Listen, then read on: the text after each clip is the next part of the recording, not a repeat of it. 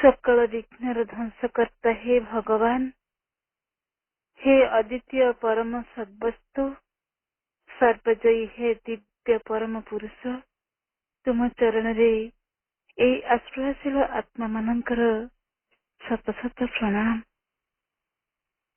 हे विश्व विजयिनी परमा जननी, आनंदमयी चैतन्यमयी सत्यमयी माँ, ए शांत सकाळ आद्य मुहूर्त्तरे आम मानकर सभक्ति प्रणाम। वंदे मातरम। शुभ सकाळ एई महिंद्र बेलारे साधा कार्यक्रम रे जोड़ी होइथिबा समस्त मातृचरणाश्रित आत्मा सकलंकु हृदयरु अनेक अनेक शुभेच्छा, अभिनंदन और प्रणाम। आज 2024 मसीहा मे मास 5 तारिख रविवार 2609तम नूतन सकाळ। ए नूतन सकाळ को सादर स्वागत जणाई आरंभ करिबा आजिर अध्ययन कार्यक्रम को। आजिर स्वाध्याय रही श्री अरविंदर सनेट लीला। ए लीला सनेट को आलोचना करिवे आमर प्रिय सस्मिता अपा एवं ताको समराइज करिवे सार। मु प्रथमे अनुरोध करिवे सस्मिता अपा को अपा आलोचना आरंभ कर। करुणामयी माँ परम प्रभु श्री अरविंद चरण रे शत शत प्रणाम। एही शुभ सकाळ प्रभात रे एही दिव्य मुहूर्त रे ए पाठचक्र रे उपस्थित मोर पूज्य जगनंदन भाई श्रीपति भाई को मोर हृदय प्रणाम तथा समस्त दिव्य भिक्षु अपा और भाई को मोर हृदय प्रणाम निवेदन करुछि। आज माँ को कृपारू श्री अरविंद करुणारू मते जो दिव्य सनेटी आलोचना करिवार सुजोग मिलछि सेति महाप्रभु पाखरे अशेष कृतज्ञता। महाप्रभु पाखरे प्रार्थना मते सहायता प्रदान करंतु एहाको उपस्थापना करिवारे मोर सीमित बुद्धि नहीं। अखिल विश्व ब्रह्मांड रे जहा किछि आम आगरे देखा जाए सुना जाए सबुर सर्वाधार सर्वनियंता सर्वाधिपति सर्वशक्तिमान सर्वज्ञ सर्व कल्याण गुण स्वरूप से परमेश्वर द्वारा ही सर्वदा सबु आड़े व्याप्त होई से रहिछंती। सबु बेले सबुठारे केवल से ही पूर्ण होई रहिछंती। एहार छोटरू छोट कौनसी अंश मध्य तांक ठारू अलगा नहीं।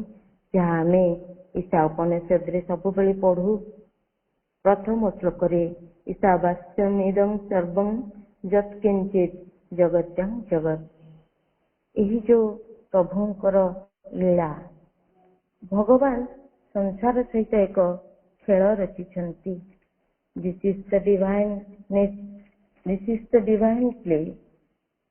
विश्व नियंतांकर यह हेउछि दिव्य खेल। आमे कहूँ सतरे लीलामानक लीला को बुझिबो कि आम साधारण लोकंक पक्षे तो से लीला को बुझिबा असंभव। किंतु लीला हेउछि से आनंदमय परमंकर से परम ब्रह्मंकर अभिव्यक्ति। से जेतेबेले से एकमेवा द्वितीय एकरु अनेक हवा पें चाहिए अर्थ लीला रचिबा पें चाहिए एवं तांकरी भितरे जहा जहा सब अछि से समस्तंक भितर दे प्रकट करि चलिले। आउ जेतेबेले से निजको ससीम भितरे प्रकट कले सतरे लागे ए जो छोटरू छोट कीट पतंग कृमि कीड़ा ठारू आरंभ करी जहाँ आम आखि को देखा जाए पुणी जहाँ सब आम आखि को देखा जाएनी से सबु भितर मध्य जीवन केमिति आसीछि पुणी एते सुंदर भावरे ताको रूप और गठन किए किपरि करिछि किभଳି होइछि एई सबु तो तांकर ही प्रकाश। छोट बीजरू भितरे देखिले किछि दृश्यमान हुए कि किंतु एही विराट द्रुमर भविष्यत ता भितरे छपी करी केमिति थाए किपरि थाए। आमे सबु पिला दिने क्लास रे सबुठारु अधिक को पीरियड को भल पाउथिलु टिके चिंता कले ଆମେ ଭଲ ପାଉଥିଲୁ ସେଇ ଖେଳ ପିରିୟଡକୁ ନା। କେଉଁ ଖେଳ ଶିଖା ହଉ, ସେଥିରେ ହରା ହେଉ ବା ଜିତା ହେଉ, ଖାଲି ଖେଳିବାରେ ଏକ ଆନନ୍ଦ, ସେଇଥିରେ ଏକ ନିଶା। କାରଣ ସେଇଥିରେ ଯୋଉ ଆନନ୍ଦଟି ରହିଛି, ସେଇଥିରେ ସେ ଆମକୁ ଯେଉଁ ପ୍ରଫୁଲ୍ଲତା, ପ୍ରସନ୍ନତା, ସତେଜତା, ସୁସ୍ଥତା ଆଣିଦିଏ, ସେଇ ଭିତରେ ସେଇ ଆନନ୍ଦକୁ ଆମେ ଅନୁଭବ କରୁଥିଲୁ ବୋଲି। ଠିକ ସେଇଭଳି ଭଗବାନଙ୍କର ଏହି ଲୀଳାରେ ଏହି ଖେଳର ମୁଖ୍ୟ ଉଦ୍ଦେଶ୍ୟ ହେଲା, ମୁଖ୍ୟ ପର୍ପୋଜ ହେଲା ଯେ ସେଇଥିରୁ ଆନନ୍ଦ ପାଇବା ପାଇଁ। ତେଣୁ ଏହି ଲୀଳା ରଚନା କରି ଭଗବାନ ମଧ୍ୟ ଆମ ସହିତ କିଭଳି ଖେଳନ୍ତି ଏବଂ ସେଇ ଭିତରେ ହିଁ ଆମକୁ ତାଙ୍କ ଆଡକୁ ନେଇଯିବାର ଅନନ୍ତ ପ୍ରୟାସ ସେ କିଭଳି ଭାବରେ କରି ଚାଲିଛନ୍ତି, ସେହି ରହସ୍ୟମୟତାର ଦ୍ୱାର ଦେଶ ସବୁ ଦେଇ ଆମ ସହିତ ଲୁଚକାଳି ଖେଳ କିଭଳି ସେ ଖେଳନ୍ତି, ସେଇ ସବୁ ପ୍ରଭୁ ଶ୍ରୀ ଅରବିନ୍ଦ ଏଠାରେ ବର୍ଣ୍ଣନା କରିଛନ୍ତି। ଲୀଳାମୟଙ୍କର ଏହି ଲୀଳା ଆମକୁ ମାୟା ଭଳି ଜଣାପଡେ। ହଁ, ସେଇ ଦିବ୍ୟ ମାୟାଙ୍କ ଦ୍ୱାରା ସେ ଆବୃତ ହୋଇଛନ୍ତି ବୋଲି ତ ଆମେ ସହଜରେ ତାଙ୍କୁ ଅନୁଭବ କରିପାରୁନା ଏବଂ ମାୟାକୁ ଏକ ଭ୍ରମ ବୋଲି ଧରିନେଉ, କିନ୍ତୁ ଏହା ଭ୍ରମ ନୁହେଁ। ପ୍ରଭୁ କହିଛନ୍ତି, maya is the power to limit. ଯିଏ ଅସୀମଙ୍କୁ ସସୀମତାର ରୂପ ଦିଅନ୍ତି, ସେଇଥିରେ ସଂକୁଚିତ କରି ତାଙ୍କୁ ରୂପ ପ୍ରଦାନ କରନ୍ତି। ଏହା ହିଁ ଶ୍ରୀ ପ୍ରଭୁଙ୍କର ଦିବ୍ୟ ମାୟା।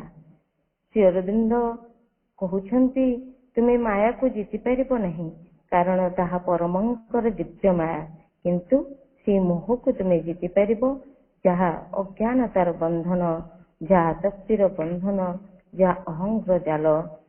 ଏହି ସଂସାର ଭିତରେ ସେ ହିଁ ସୀମିତ ରୂପରେ ରହିଛନ୍ତି, ଯାହା ମାୟା ଦ୍ୱାରା ସମ୍ଭବ ହେଇଛି ଏବଂ ଏହା ହିଁ ତାଙ୍କର ଲୀଳା, ଯେ ସୀମା ଭିତରେ ରହି ଭଗବାନ ନିଜକୁ ବିସ୍ତାର କରି ଚାଲିଛନ୍ତି, ନିଜକୁ ଧୀରେ ଧୀରେ ପ୍ରକଟ କରି ନିଜକୁ ଅଭିବ୍ୟକ୍ତ କରି ଚାଲିଛନ୍ତି। ଯେହେତୁ ଏହି ବିବର୍ତ୍ତନ ଧାରା ଅଧା ବାଟରେ ଅଛି, ପୂର୍ଣ୍ଣତା ଦିଗରେ ସେଇ ପ୍ରସ୍ତୁତି ପଥରେ ରହିଛି, ତେଣୁ ପୁରା ସତ୍ୟକୁ ଆମେ ଏହି ସୀମିତ ମନର ସ୍ତର ଦେଇ, ଏ ଇନ୍ଦ୍ରିୟର ଅନୁଭୂତି ଦେଇ ବୁଝିପାରୁନାହୁଁ। ଏସବୁକୁ ମାୟା ବୋଲି ଏକ ଭ୍ରମ କରି ବିବେଚନା କରୁ, କିନ୍ତୁ ଏହି ଲୀଳାରେ ପ୍ରଭୁ ବର୍ଣ୍ଣନା କରୁଛନ୍ତି ସେ କିପରି ସସୀମ ହୋଇଛନ୍ତି, ସେ ଭିତରେ ନିଜକୁ ଅଭିବ୍ୟକ୍ତ କରୁଛନ୍ତି ଏବଂ ଏହା ଚାଲିଥିବ ଯେ ପର୍ଯ୍ୟନ୍ତ ସେ ଅନାମ, ସେ ଅସୀମ, ସେ ଅଚିନ୍ତ୍ୟ, ଯିଏ ସସୀମ ହୋଇଛନ୍ତି ଆଉ ତାଙ୍କରି ଭିତରେ ସେ ଅସୀମଙ୍କର ଅଭିବ୍ୟକ୍ତି ନ ଘଟିଛି, ସୀମିତ ଆଉ ଅସୀମଙ୍କର ଏକତ୍ର ସ୍ଥାପନ ନ ହୋଇଛି। କିନ୍ତୁ ଆମେ ନିଜ ନିଜ ଭିତରେ ସୀମିତ ରହି ଭାବୁ ଆମେ ହିଁ କେନ୍ଦ୍ର। ସେତେବେଳେ ନିଜକୁ କେତେ ହାସ୍ୟାସ୍ପଦ ଲାଗେ। କେଉଁ ଅସୀମ ଅନନ୍ତ ବିରାଟ ବିଶ୍ୱ ଜଗତ ପୁଣି ସବୁବେଳେ ଗତିଶୀଳ, ସେଇ ଯୋଉ ଅନନ୍ତ ସ୍ପେସ୍ ଆଉ କାଳ ଚିତ ଭିତରେ ସେତେବେଳେ ଆମର ଏଇ ଛୋଟ ଅସ୍ତିତ୍ୱ କେତେ ଛୋଟ ଧୂଳିକଣା ଭଳି ଲାଗେ, ତୁଚ୍ଛ ଲାଗେ ନିଜକୁ। କିନ୍ତୁ ଶ୍ରୀ ଅରବିନ୍ଦ କହୁଛନ୍ତି, ନା, ସେମିତି ନୁହେଁ। ସେଇ ପରମ ବ୍ରହ୍ମ ଯିଏ ସକଳ ବିଶ୍ୱ ତାଙ୍କର ରଚନାକୁ ସେ ତୁଚ୍ଛ ଭାବରେ ଦେଖନ୍ତି ନାହିଁ, ସେ ତ ସବୁରି ଭିତରେ ସେଇ ଅସ୍ତିତ୍ୱ ହୋଇ ରହିଛନ୍ତି। ତେବେ କଣ କେମିତି ତୁଚ୍ଛ ହେବ? ତେଣୁ ଭଗବାନଙ୍କ ପାଇଁ କିଛି ବି ତୁଚ୍ଛ ନୁହେଁ। ତେଣୁ ଏହି ଲୀଳା ହେଉଛି ସେ ପରମାନନ୍ଦ ପରାତ୍ପରଙ୍କର ପ୍ରଘଟନ, ତାଙ୍କର ଉତ୍ତରତର ଅଭିବ୍ୟକ୍ତି। ସେ ଏଥିରେ ଅଂଶଗ୍ରହଣ କରି ଏଠାରେ ଏଇ ଯୋଉ ସସୀମତାକୁ ଆଦରି ନେଇଛନ୍ତି, ଏହି ଲୀଳାକୁ ରଚିଛନ୍ତି ସେଇ ଆନନ୍ଦକୁ ପାଇବା ପାଇଁ। ସେଇ ଯେ ପରମ ବ୍ରହ୍ମ ପରମଙ୍କର ସମ୍ପର୍କ, ତାଙ୍କର ସୃଷ୍ଟି ଏହି ଅଭିବ୍ୟକ୍ତ ବିଶ୍ୱ ଭିତରେ କିପରି ରହିଛନ୍ତି ସେ ବିଷୟରେ ବର୍ଣ୍ଣନା କରିଛନ୍ତି ପ୍ରଭୁ। ଏହି ଲୀଳା ଆଧ୍ୟାତ୍ମିକ ସନେଟରେ, ଆଧ୍ୟାତ୍ମିକ କବିତାରେ, ଯାହା 1930 ରୁ 1950 ମଧ୍ୟରେ ଶ୍ରୀ ଅରବିନ୍ଦ ରଚନା କରିଛନ୍ତି। ଶ୍ରୀ ଅରବିନ୍ଦ ସେତେବେଳେ ଅତିମାନସକୁ ଦେଖି ସାରିଛନ୍ତି ଏବଂ ତାକୁ ଅବତରଣ କରିବା ଆଣିବାର ପ୍ରସ୍ତୁତି ପଥରେ ଏହି କବିତାକୁ ରଚନା କରିଛନ୍ତି। ସେ ପରମ, ଯିଏ ନିଜେ ବିଶ୍ୱ ହୋଇଛନ୍ତି, ସେ ଭିତରେ ପ୍ରତ୍ୟେକଙ୍କ ମଧ୍ୟରେ ସେ ହିଁ ଅଭିନୟ କରୁଛନ୍ତି। କିନ୍ତୁ ପାର୍ଥକ୍ୟ ଏତିକି, ଆମେ ସେ ଭିତରେ ଆସକ୍ତ ହୋଇ ରହିଛୁ। ଏଇ ଯୋଉ ବିଶ୍ୱ ରଙ୍ଗମଞ୍ଚରେ ଆମେ ମଧ୍ୟ ସବୁ ଅଭିନୟ କରୁଛୁ, କିନ୍ତୁ ଆମେ ସେଥିରେ ଆସକ୍ତ ହୋଇ ରହିଛୁ। ଏବଂ ସେ ପରମ, ସେ ଯିଏ ଆମ ଭିତରେ ଉତରି ଆସିଛନ୍ତି, ସେ ସବୁଠାରୁ ଉଦାସୀନ ହୋଇ ରହି ଦ୍ରଷ୍ଟା ଭାବରେ ଦେଖୁଛନ୍ତି। ସେ ହିଁ ଅଭିନେତା, ସେ ହିଁ ଦର୍ଶକ, ସେ ହିଁ ଦ୍ରଷ୍ଟା ଏହି ଅଭିବ୍ୟକ୍ତ ଜଗତରେ। ସେ ହିଁ ପର୍ଯ୍ୟବେକ୍ଷକ, ସେ ହିଁ ଈଶ୍ୱର ଯିଏ ଏହି ସବୁର ପଛରେ ଅଛନ୍ତି। ସେ ହିଁ ଆତ୍ମା, ସେ ହିଁ ପୁରୁଷ, ସେ ହିଁ ଈଶ୍ୱର, ଅଲ୍ ଇନ୍ ୱାନ୍। ନିଜର ଦିବ୍ୟ ମାୟା ବଳରେ ସେ ଅସୀମ ଏହି ସସୀମତା ଭିତରକୁ ଉତରି ଆସିଛନ୍ତି। ବିଙ୍ଗରୁ ବିକମିଂରେ ପରିଣତ ହୋଇଛନ୍ତି। କାରଣ ମାୟାର ଅର୍ଥ ଯେ ସେ ହିଁ ତାଙ୍କରି ହିଁ ଶକ୍ତି ବଳରେ ସେ ପରମଙ୍କୁ ସଂକୁଚିତ କରିଦେଇଛନ୍ତି। ନଚେତ୍ ସେ ବିରାଟ ସ୍ୱରୂପ, ଯାହା ବିଶ୍ୱରୂପ ଦର୍ଶନରେ ଆମେ ଗୀତାରେ ପଢୁ, ଆଜି ଅପାବି ଭବାନୀ ଭାରତୀରେ ପଢୁଥିଲେ, ଭାଇଙ୍କର କବିତାରେ ବି ଥିଲା। ସେ ବିରାଟ ପୁରୁଷ, ସେ ବିଶ୍ୱାସିତ ପୁରୁଷ, ସେ ଅନିର୍ବଚନୀୟ, ଅବର୍ଣ୍ଣନୀୟ, ବିବିଧତାରେ ପୂର୍ଣ୍ଣ, ସେ ଅଚିନ୍ତନୀୟ, ଅନାମ, ଅନନ୍ତ ଏଠି ଆସି ଆମ ପାଖରେ ଧରା ଦେଇଛନ୍ତି। ଏବଂ ଏହା ହିଁ ତ ତାଙ୍କର ଅଦ୍ଭୁତ ଲୀଳା।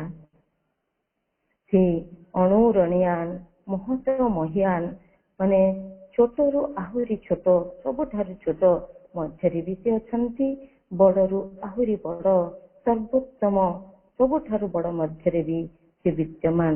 ଏହା ହିଁ ତାଙ୍କରି ଲୀଳା। ବର୍ତ୍ତମାନ ଆମେ ସେଇ ଶ୍ରୀ ଅରବିନ୍ଦଙ୍କର ସେଇ ସନେଟ୍ କୁ ପଢିବା। In us is the thousand-fold spirit who is one, an eternal thinker, calm and great and wise, a seer whose eye is an all-regarding sun, a poet of the cosmic mysteries. A critic witness sees everything and binds the fragments in his brilliant sheaf. A world adventurer born on destiny's wing, gambles with death and triumph, joy and grief. A king of greatness and a slave of love, host of the stars and guest in nature's inn, a high spectator spirit thrown above, a pawn of passion in the game divine.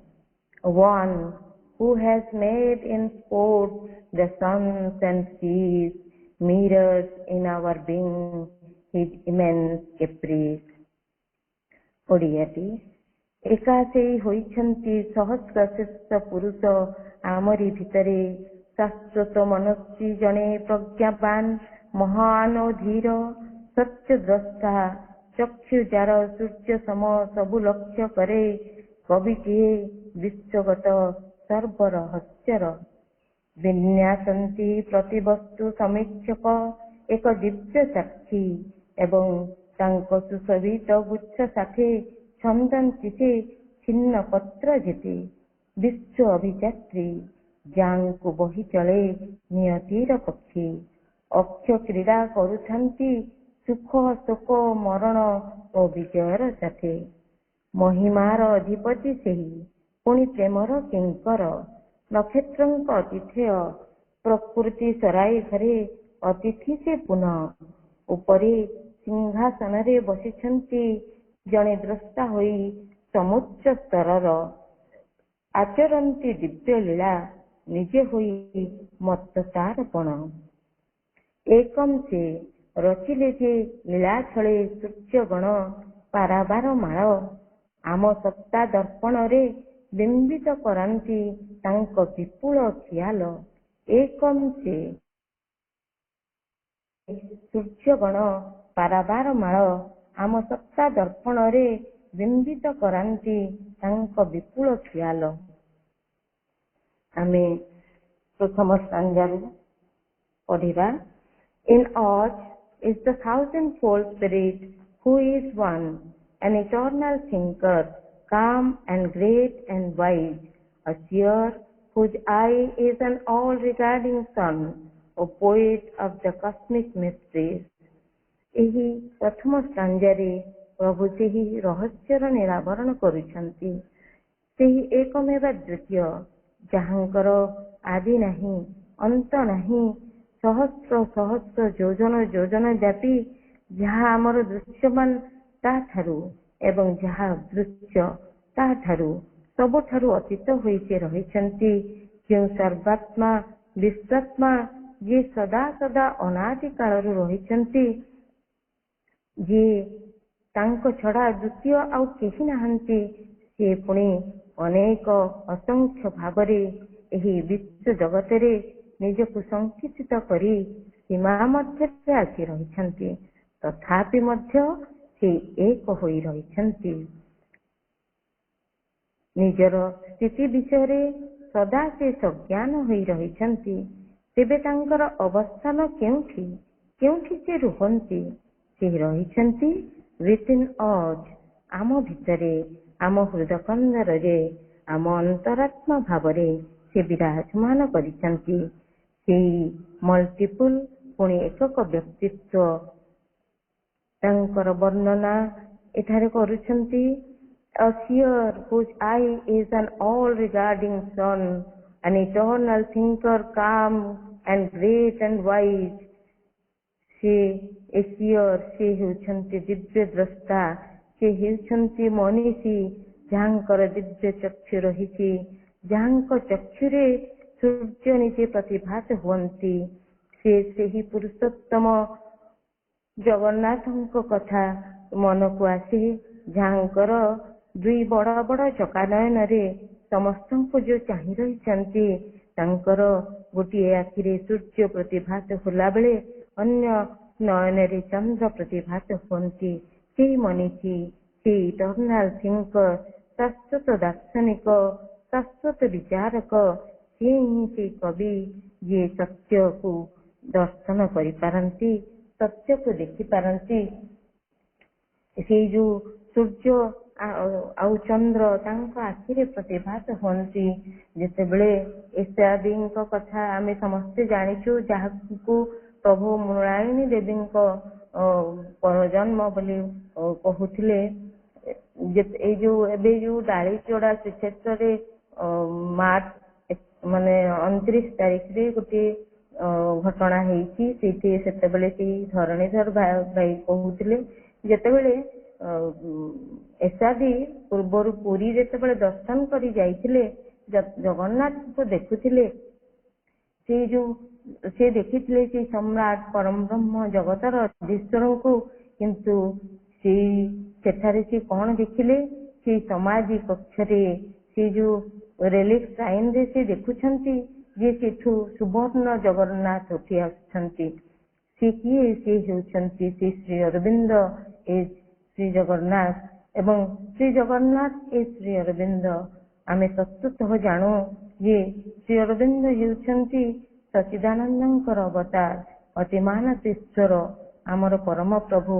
ଏବଂ ଜଗନ୍ନାଥ ଓ ଶ୍ରୀ ଅରବିନ୍ଦ ହେଉଛନ୍ତି ଏକ, ଏବଂ ସେଇ ପରମ ପ୍ରଭୁ ଯେଉଁ ସୁବର୍ଣ୍ଣ ଯୁଗ ଆସୁଛି, ସେ ଅତିମାନସ ଯୁଗ, ସେ ଅତିମାନସ ସୂର୍ଯ୍ୟଙ୍କର ରଶ୍ମି, ସେ ଯୋଉ ସୁବର୍ଣ୍ଣମୟ ଅତିମାନସ ସତ୍ତା, ସୁବର୍ଣ୍ଣମୟ ସେ ଅତିମାନସ ପୁରୁଷ ସୁବର୍ଣ୍ଣମୟଙ୍କୁ ସେ ଦେଖୁଛନ୍ତି।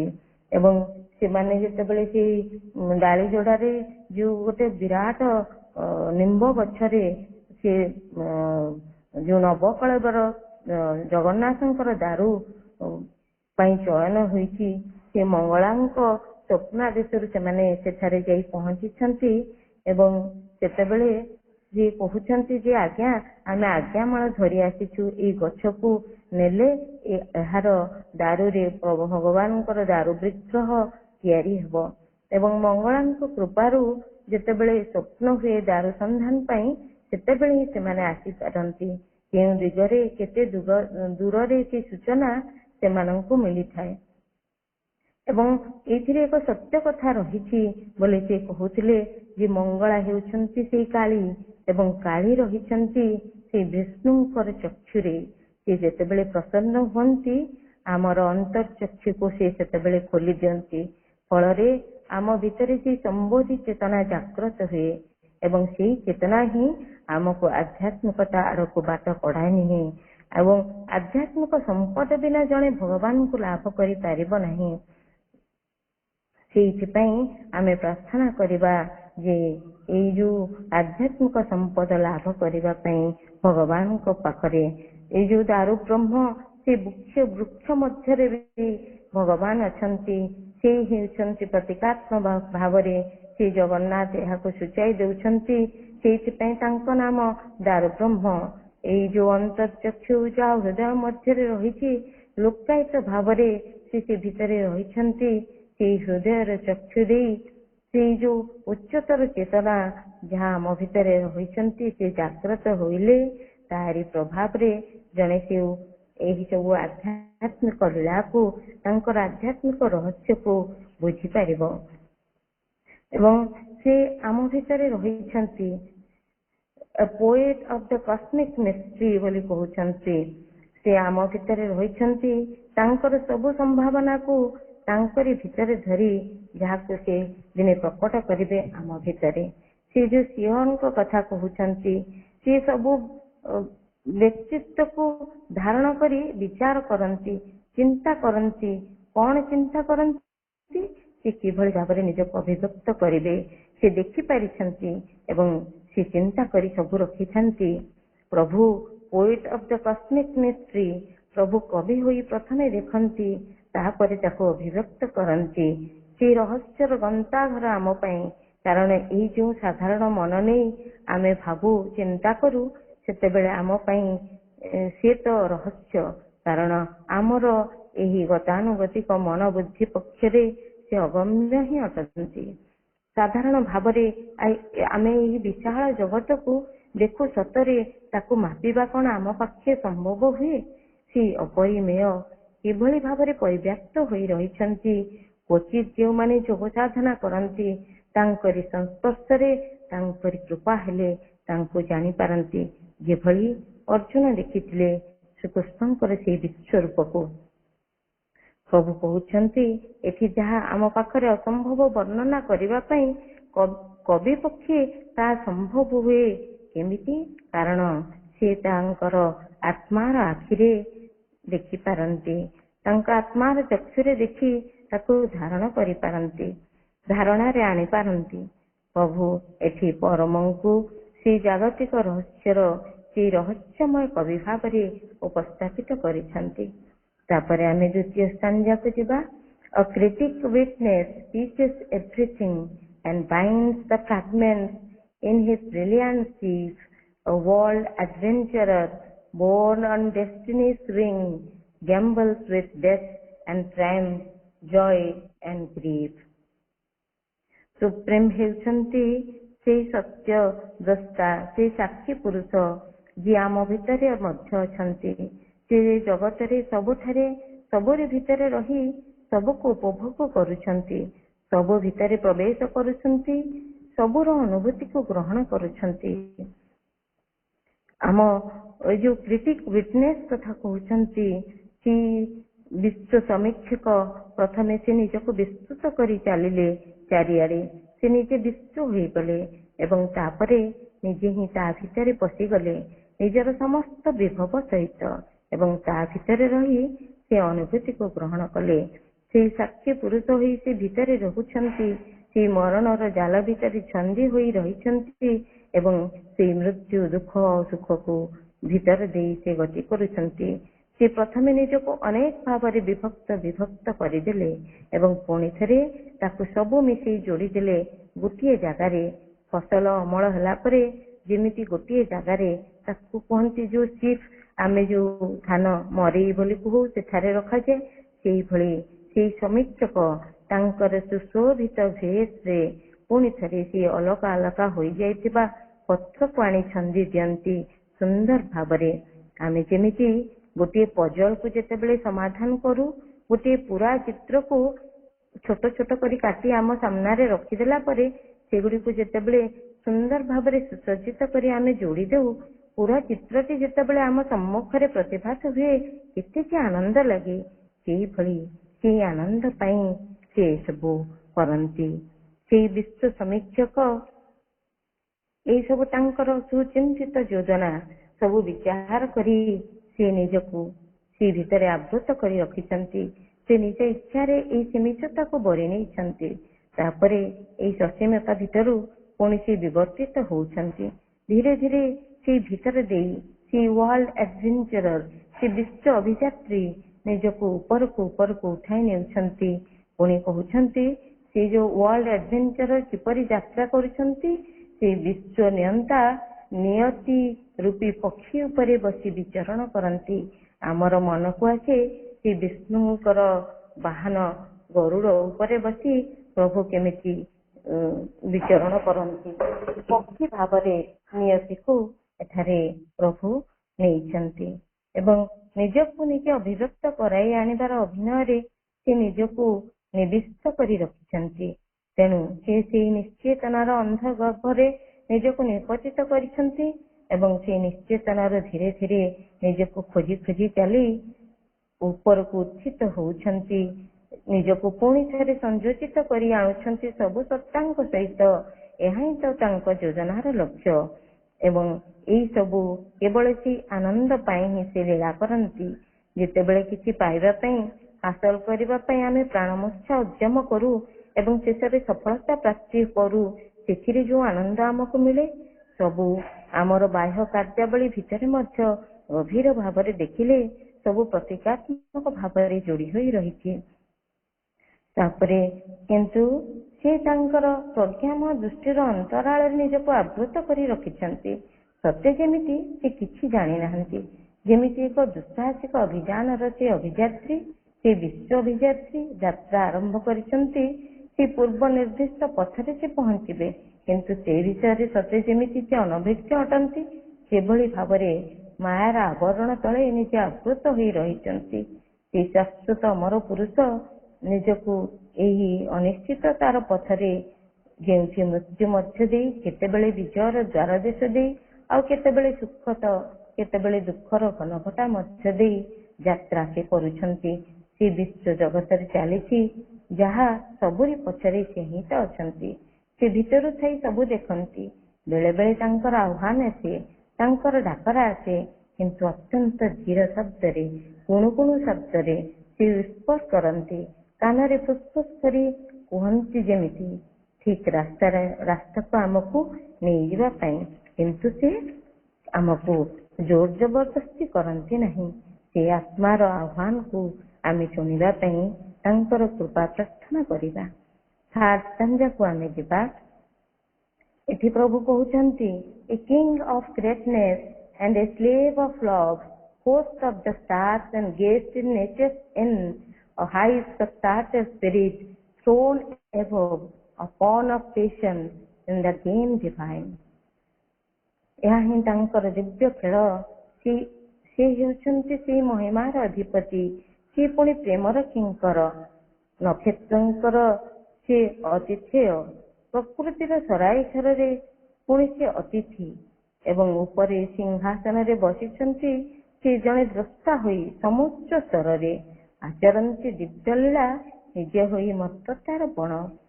ସେଇ ଯୋଉ ରାଜାଧିରାଜ ମହାରାଜ ବିଶ୍ୱ ଜଗତର ସେ ହେଉଛନ୍ତି ଅତିଥି। ସାରା ନକ୍ଷତ୍ର ତାରକା ମଣ୍ଡଳ ତାଙ୍କରି ନିର୍ଦ୍ଦେଶରେ ପରିଚାଳିତ ହୁଅନ୍ତି। ସେମାନେ ସେଇ ନକ୍ଷତ୍ର ତାରକା ମଣ୍ଡଳ ଚାହିଁ ରହିଛନ୍ତି। ସେମାନଙ୍କୁ ସେ ଆତିଥ୍ୟ ପ୍ରଦାନ କରନ୍ତି। ଏକ ହୋଷ୍ଟ ଭାବରେ, ପରିଚାଳକ ଭାବରେ ତାଙ୍କୁ ପରିଚାଳନା କରନ୍ତି। ସେଇ ବିଶ୍ୱ ଜଗତର ଲୀଳାମୟ ପୁରୁଷ ପୁଣି ନିଜକୁ ଅତିଥି ଭାବରେ ଏଇ ପାର୍ଥିବ ଜଗତର ପ୍ରକୃତିର ସରାଇ ଘରେ ସେ ପାନ୍ଥଶାଳାର ପଥିକ ଭାବରେ ଆଶ୍ରୟ ନିଅନ୍ତି। ଏହି ଆମର ଶରୀର ହେଲା ସେଇ ସରାଇ ଘର, ଯେଉଁଥିରେ ସେ ଅତିଥି ଭାବରେ ଆସି ଏହି ସଂସାରର ବନ୍ଧନ ଭିତରେ ନିଜକୁ ସୀମିତ କରିଛନ୍ତି। ପ୍ରଭୁ ଏଇ ଦୁଇଟି ଲାଇନରେ ସେ ବିଶ୍ୱଗତ ଆତ୍ମା, କସ୍ମିକ ଡିଭାଇନ ପୁରୁଷ, ପୁଣି ସେଇ ଇମାନେଣ୍ଟ ଡିଭାଇନ ଯିଏ ଅନ୍ତରାତ୍ମା ଭାବରେ, ବ୍ୟକ୍ତିଗତ ଆତ୍ମା ଭାବରେ ଆମ ହୃଦୟ କନ୍ଦରରେ ବିରାଜିତ, ସେ ବିଷୟରେ ବର୍ଣ୍ଣନା କରୁଛନ୍ତି। ଯିଏ ସେଇ ଷ୍ଟାର ମାନଙ୍କୁ ହୋଷ୍ଟ କରନ୍ତି, ଅନ୍ୟ ପକ୍ଷରେ ଯିଏ ସେ ବ୍ୟକ୍ତିଗତ ଭାବରେ ଏକ ଅତିଥି ହୋଇ ପ୍ରକୃତିର ଆଶ୍ରୟସ୍ଥଳ ସେଇ ଦେହ ଭିତରେ ଆଶ୍ରୟ ନେଇଛନ୍ତି। ଏହା ହେଉଛି ତାଙ୍କର ସେଇ ଦିବ୍ୟ ଖେଳ, ଯେଉଁଠି ସେ ଏକ ଅତି ସାଧାରଣ ପିଆଦା ଭାବରେ ଅଛନ୍ତି, କିନ୍ତୁ ପେଷଣ ତାଙ୍କର ଏତେ ଯେ ସେଇ ଛୋଟ ଚାଳନା ଗୋଟିରୁ ପୁଣି ସେ ତାଙ୍କର ସେଇ ମହାନତା ମଧ୍ୟକୁ ଯିବେ। ଏଥିରେ ଭଗବାନ ନିଜେ ହିଁ ସେଇ ଖେଳନ୍ତି ମଧ୍ୟ ଏକ ପିଆଦା ଭାବରେ, ଏକ ଯନ୍ତ୍ର ହୋଇ ସବୁ ସ୍ତର ମଧ୍ୟ ଦେଇ ସେ ବିଶ୍ୱ ଜଗତରେ ସବୁ ସ୍ତର ମଧ୍ୟ ଦେଇ ସେ ଯାତ୍ରା କରନ୍ତି। ଏବଂ ସେ ଯୋଉ ଜଗନ୍ନାଥଙ୍କ ଅଧାଗଢା ରୂପ ସେତେବେଳେ ପୂର୍ଣ୍ଣତା ପ୍ରାପ୍ତ ହେବ।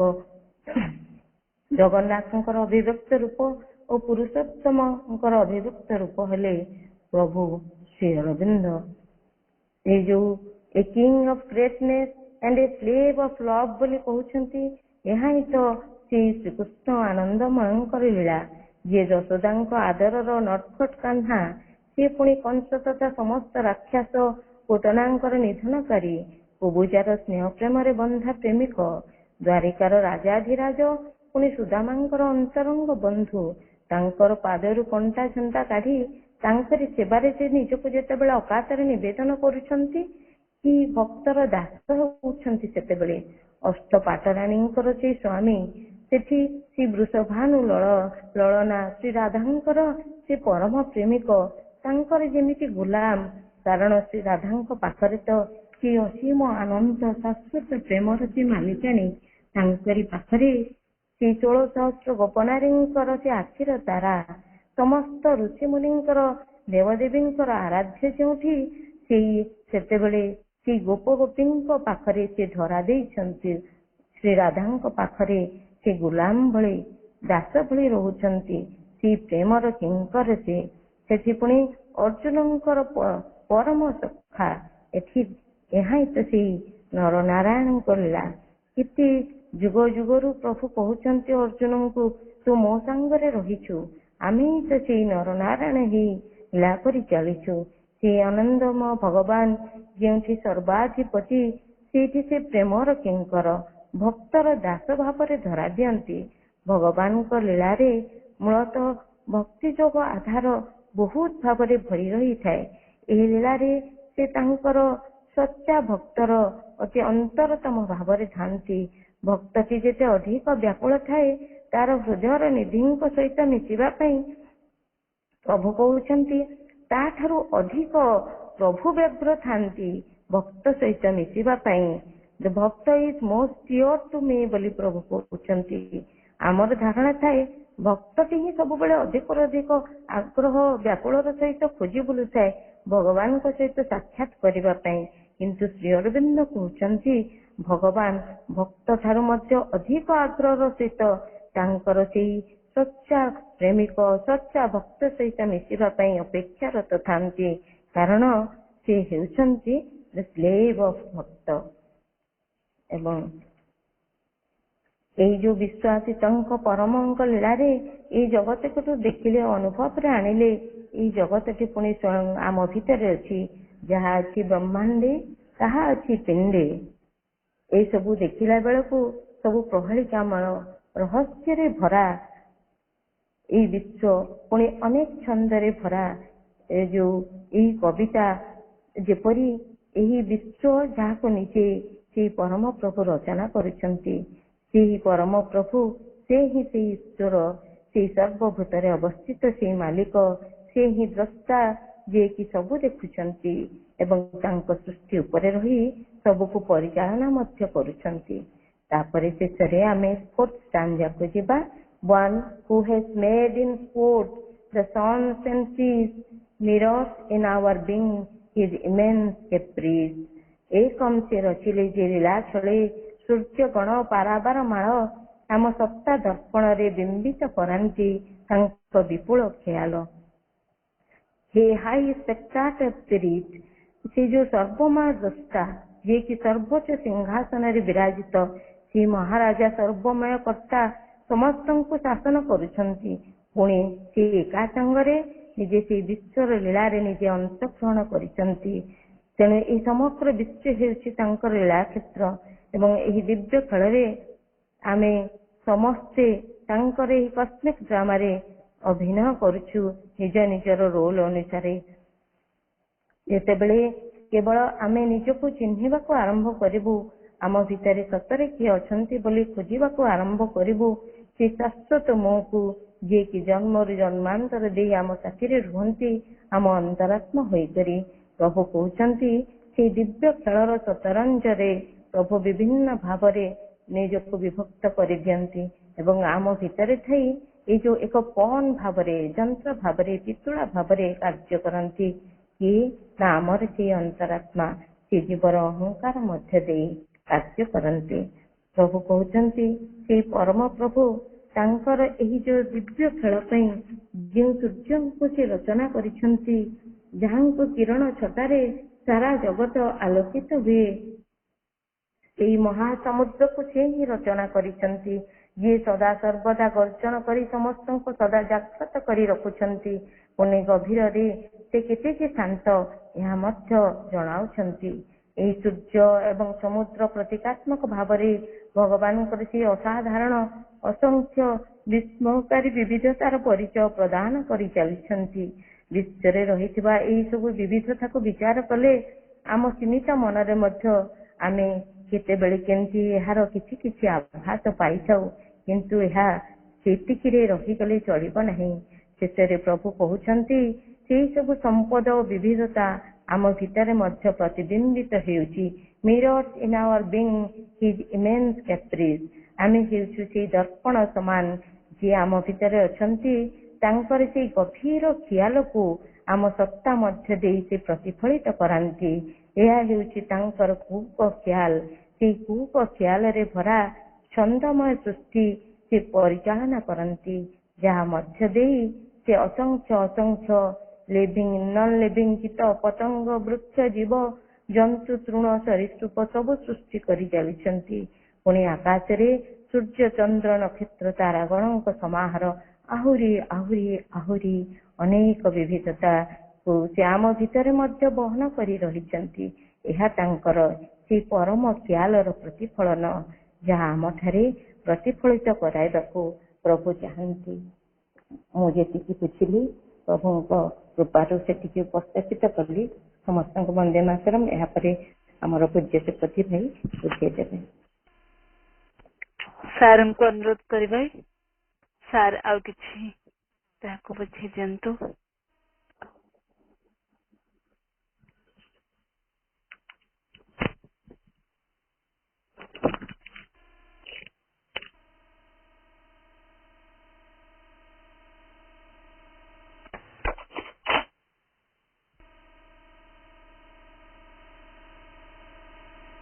ମିଠା ଆବାଜ ଶୁଭୁଛି?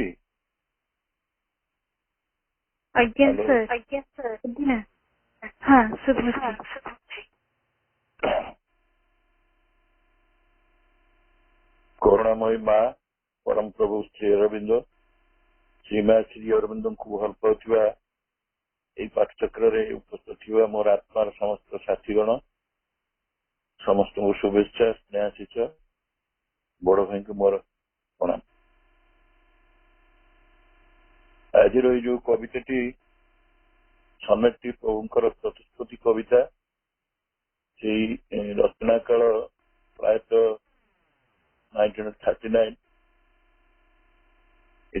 ଏତେ ସସ୍ମିତା ତାକୁ ଏତେ ଆନାଲିଟିକାଲି ସବୁ ତ କହିଲା, ମୋର କଣ କହିବାକୁ ବିଶେଷ ନାହିଁ, ସମୟ ବି କମ୍। ତଥାପି ଅଧେ ଅଧେ କହିବି।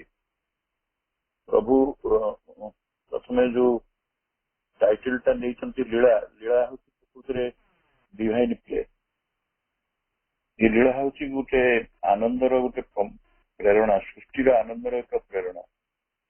ଗୋଟେ ଶିଶୁର ଆନନ୍ଦ ହେଇପାରେ, ଗୋଟେ କବିର ଆନନ୍ଦ, ଗୋଟେ ଅଭିନେତାର ଆନନ୍ଦ, ବା ଏ ବିଶ୍ୱର ଯାନ୍ତ୍ରିକ ନିର୍ମାତାର ଆନନ୍ଦ ହେଇପାରେ।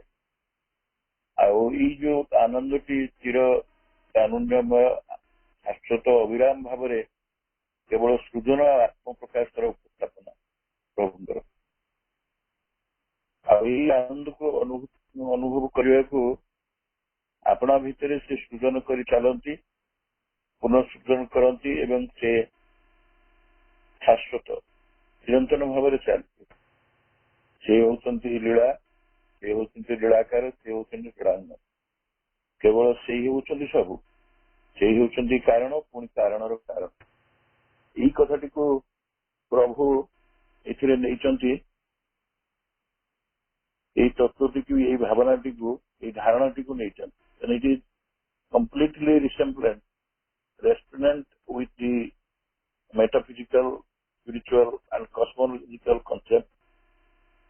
ତା ଭିତରେ ଆଧ୍ୟାତ୍ମିକତା ଅଛି, ଆଧ୍ୟାତ୍ମିକ ରହସ୍ୟମୟତା ଅଛି, ଆଉ ବିଶ୍ୱଗତ ବିଶ୍ୱାସିତ ବୈଜ୍ଞାନିକ ତତ୍ଵ ଅଛି। କେତେ କେତେ କଥା ସବୁ ବ୍ରହ୍ମାଣ୍ଡର, ସମ୍ପୂର୍ଣ୍ଣ ବ୍ରହ୍ମାଣ୍ଡର ସୃଷ୍ଟିର ତତ୍ଵ ଗୁଡିକ ଏଥିରେ ଆଲୋଚନା, ଏଇଟାକୁ ଆଲୋଚନା କରାଯାଇଛି ବା ଏଇଟାକୁ ସ୍ଥାପନା କରିଛନ୍ତି। ତାକୁ ବି ଆଲୋଚନା ବହୁତ ଡିଟେଲ ତାକୁ କଲେ, ମୋତେ ଆଉ ତାକୁ ବିଶେଷ କିଛି କହିବାର ନାହିଁ।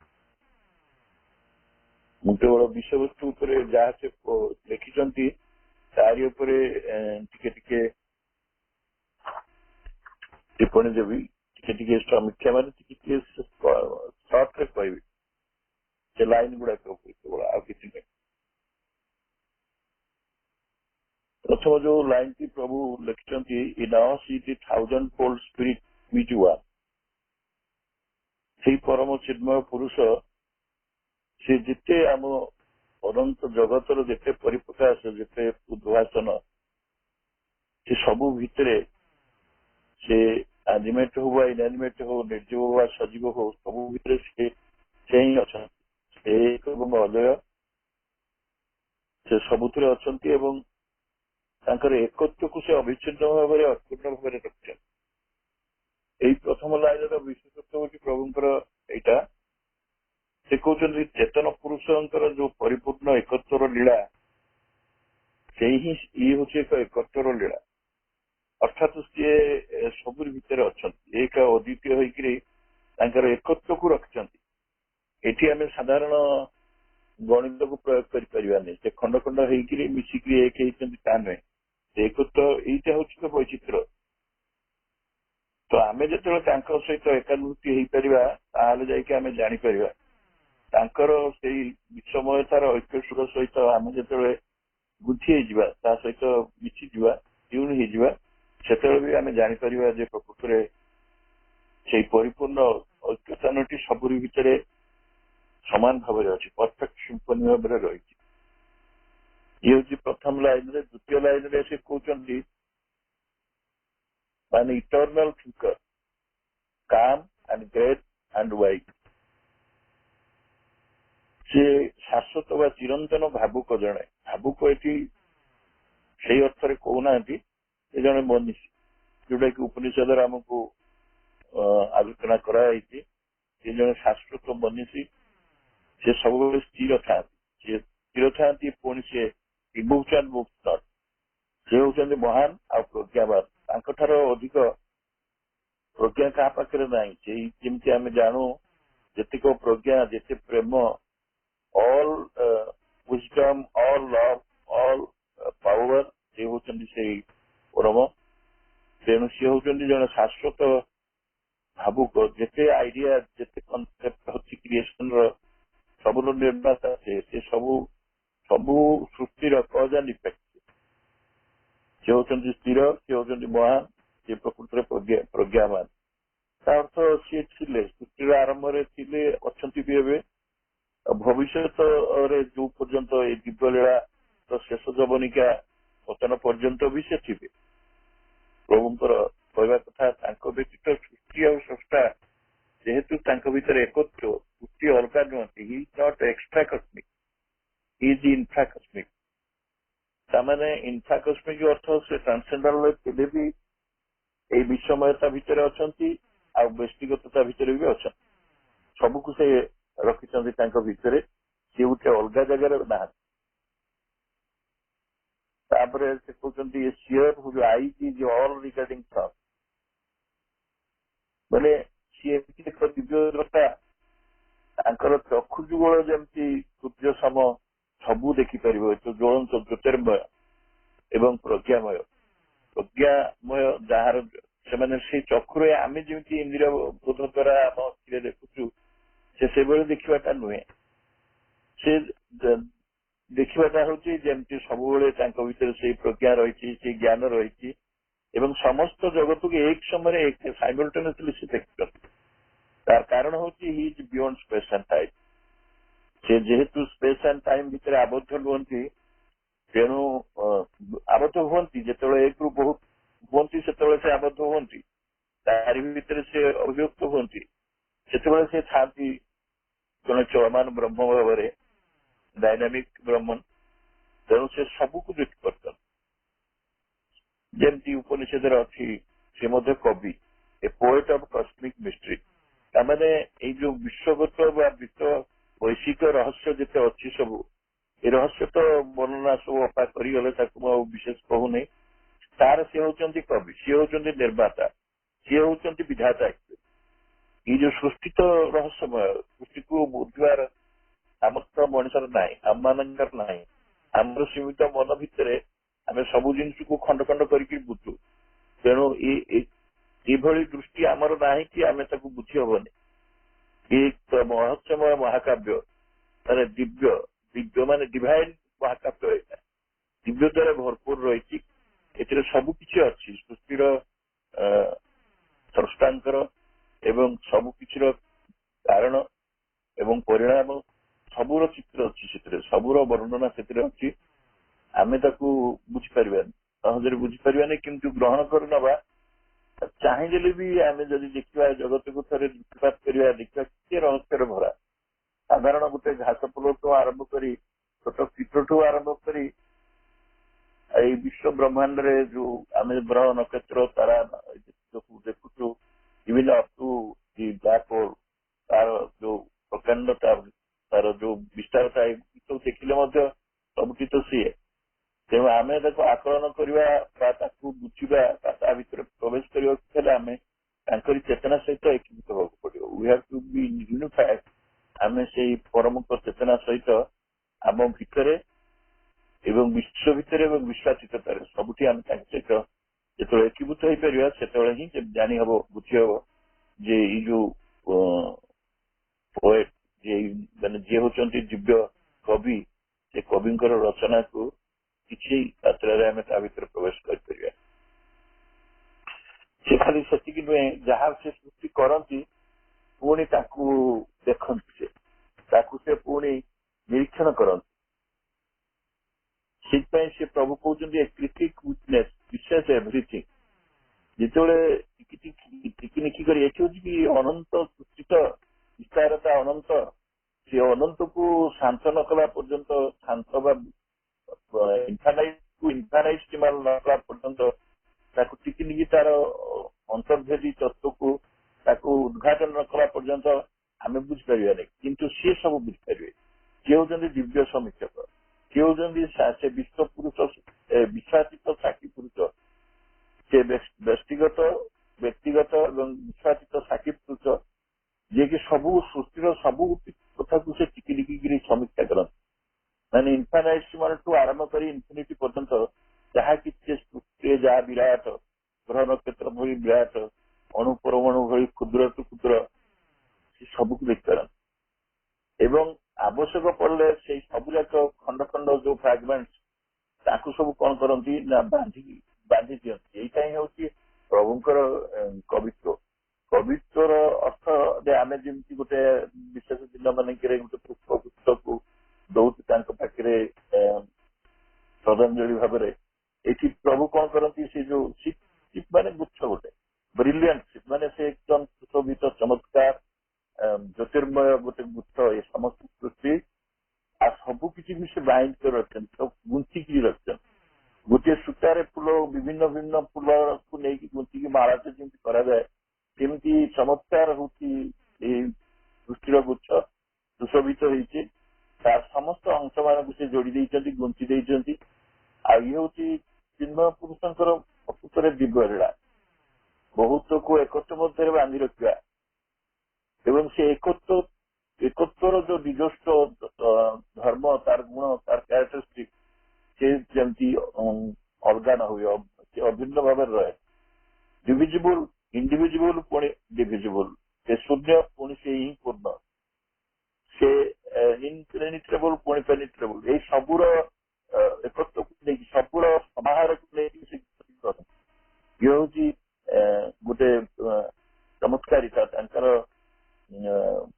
द्रष्टांकर चमत्कारिता इट इज बियॉन्ड आवर मैंने आमे आमर बोधर बहुत ऊर्धर से से कहते वर्ल्ड एडवेंचर वर्ल्ड और डेस्टिनी स्विंग ये ब्रह्मांडर से दुसाहसिक अभियात्री अभियान कर से व्याप्त होकर प्रति अणु परमाणु आरंभ कर जीव जगत उद्भिद जगत सबुठी से निजे सबू ही देखती से सबू भितर से अनुप्रवेश करती एवं तेणु से अभियान दुसाहसिक बोली कहते कारण से ब्रह्मांडर गर्भ गभीरता भितर बाउंडलेस डेप्थ भितर एवं सबू उच्चतम स्थिति चेतनार भूमि सबुठी ही से अभियान कर सबुठी से जाती अभियान सबुआड़े ये किए बोहीकि महाभाग्य दिव्य महाभाग्यर गोटे पक्ष पुणी भाग्य कौन से निजे ही भाग्य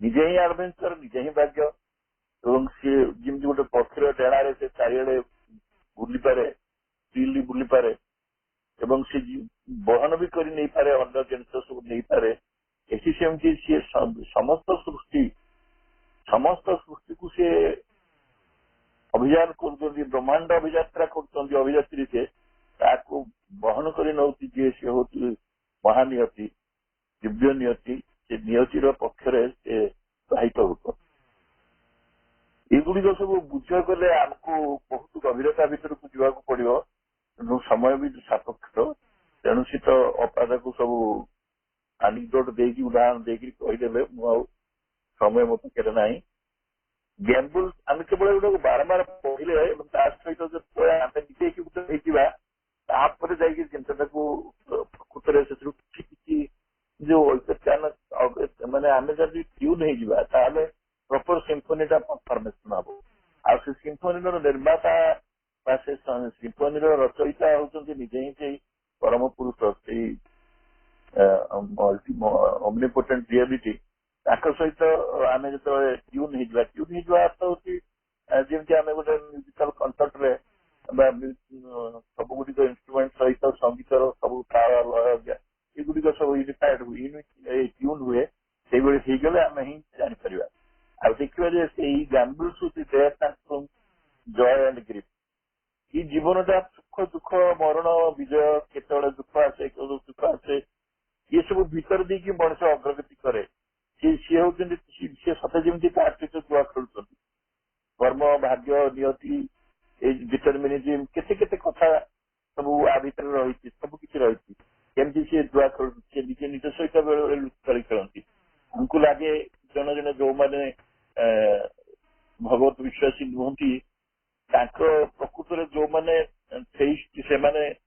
विश्वास सीधा करती किंतु एटे दूर से अनुभव उपलब्धि कर बहुत दूर कथा कि जो मैंने विश्वास करती से खेल से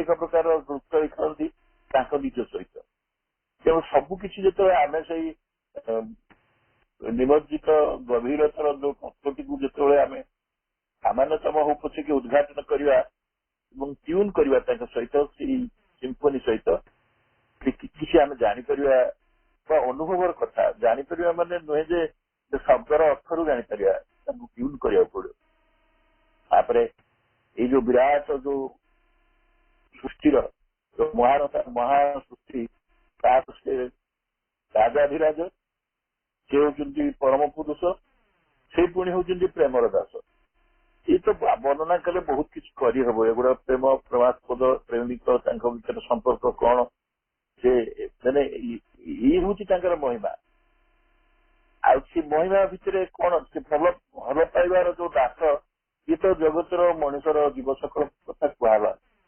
जमीती कि जो स्टार्स सब अच्छा सब ग्रह नक्षत्र से आतिथ्य दिखती आतिथ्य दवा अर्थ कौन जड़े अतिथि को आम जो चर्चा करूँ आमर परंपरा अतिथि देव भव बोली आम कहू तेणु एमती कि सी निजे क्रिएटर निजे क्रिएट कर ग्रह नक्षत्र सब क्रिएट कर आतिथ्य दिखती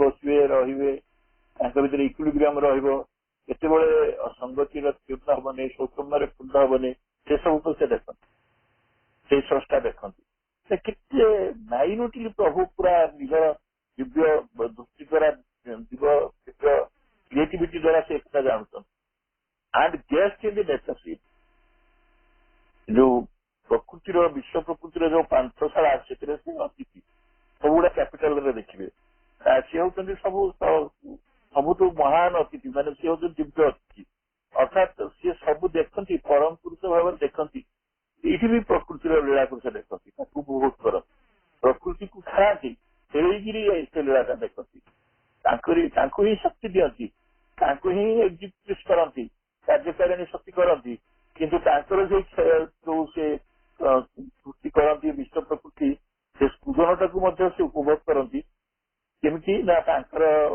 ଆତିଥ୍ୟ ନିଅନ୍ତି ସେ ଦିଅନ୍ତି ଆତିଥ୍ୟ ନକ୍ଷତ୍ର ଯେତେ ସବୁ ଅଛି ବିଶ୍ୱ ବ୍ରହ୍ମାଣ୍ଡୀୟ ଯେତେ ଅନ୍ତରିକ୍ଷର ଯେତେ ସବୁ ତାକୁ ଦିଅନ୍ତି କିନ୍ତୁ ନିଜେ ପୁଣି ଅତିଥି ହେଇଯାଆନ୍ତି ସେଇ ବିଶ୍ୱ ପ୍ରକୃତିର ପାନ୍ଥଶାଳାରେ ହାଇ ସ୍ପେକ୍ଟାକ୍ଟର ଉଚ୍ଚତମ ଗୋଟେ ଦିବ୍ୟ ଦର୍ଶକ ଦ୍ରଷ୍ଟା ଭାବରେ ସେ ଦେଖନ୍ତି ହାଇ ସ୍ପେକ୍ଟାକ୍ଟର ସ୍ପିରିଟ୍ ଥ୍ରୋନ୍ ଡେଭଲପ ଏଠି ପ୍ରଭୁ କହୁଛନ୍ତି ଏଇଟା ହଉଛି ଏକ୍ସଟ୍ରା କସ୍ମିକ ନୁହେଁ ଏଇଟା ହଉଛି ଇନଫ୍ରା କସ୍ମିକ ଏଇ କସ୍ମିକ ଇନଫାର ଯୋଉଟା ଉଚ୍ଚତମ ଚେତନାର ଜଗତ ସବୁଠୁ ସର୍ବୋତ୍ତମ ଅଚେତନତା ଚେତନାର ସ୍ଥିତି ସଚିତ ଆନନ୍ଦର ସ୍ଥିତି ସେଇ ଆନନ୍ଦମୟ ଜଗତର ଉର୍ଦ୍ଧ୍ୱରେ ସେ ରହନ୍ତି ସେଇଠି ସିଂହାସନ ହେଇକି ସବୁ ଦେଖନ୍ତି କାରଣ ସେଇଠି ସବୁ ଦେଖିବାକୁ ମୁଁ ଥରେ ଆଗରୁ କହିଲି ଯେମିତି ସ୍ପେସ୍ ଆଣ୍ଡ ଟାଇମକୁ ଅତିକ୍ରମ ନ କଲେ ଆମେ ଦେଖିପାରିବାନି ଆମେ ଯେତେବେଳେ ପୃଥିବୀକୁ ଦେଖିବାକୁ ଚାହିଁବା ଗ୍ରହକୁ ଦେଖିବାକୁ ଚାହିଁବା ଆମକୁ ସେଇ ମହାଶୂନ୍ୟକୁ ଯିବାକୁ ପଡିବ